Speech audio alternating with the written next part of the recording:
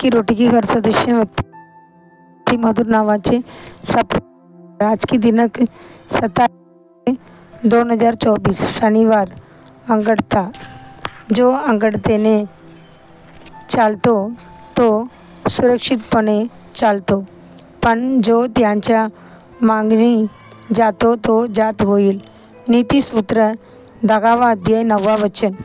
नीतिसूत्रेच्या पुस्तकात देवावर भर देण्याआधी आपण सत्य आणि सरळ असले पाहिजे अशी कल्पना।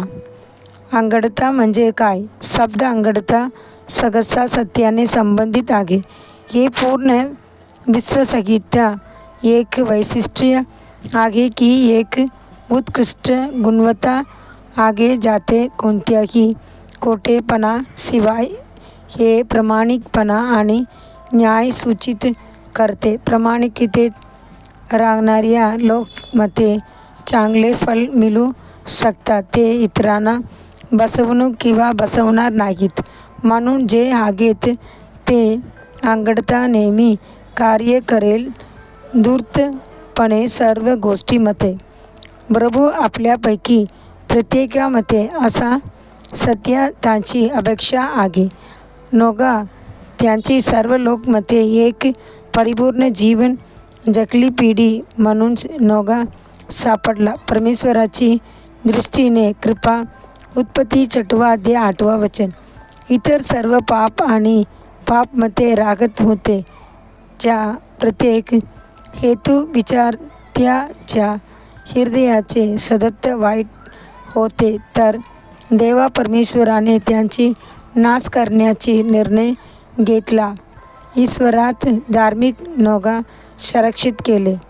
त्याच प्रकारे देवाने अब्रामला बोलाविले तेव्हा त्याने म्हणाले, मी सर्वशक्तिमान देव आहे, माझ्या आधी चालणे आणि निर्देश द्या। उत्पत्ती 17वा अध्याय 1ला वचन।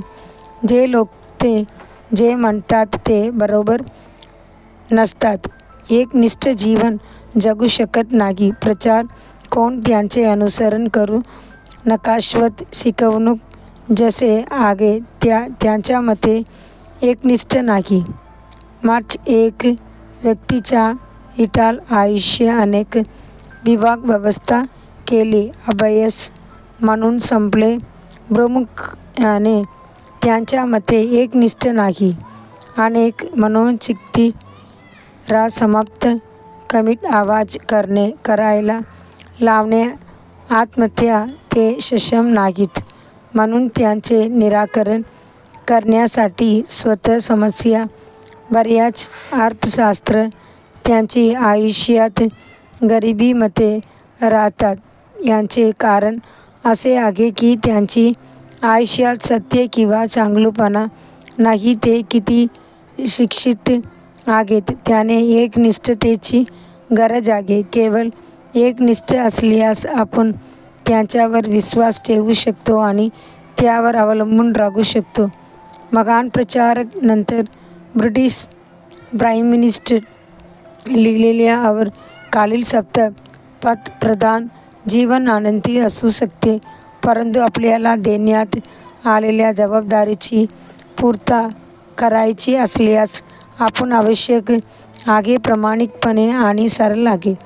तुला तुमचे जीवन हवे आहे काय? बुद्धिने बांधणे आणि मजबूत काम। मग एकनिष्ठ शोध द्या आणि जगण्यासाठी दृढ संकल्प करा। मनुष्य समोर आणि देवाच्या आधी सत्य आणि प्रामाणिकपणे, मग तुला काल होईल नीतिमान।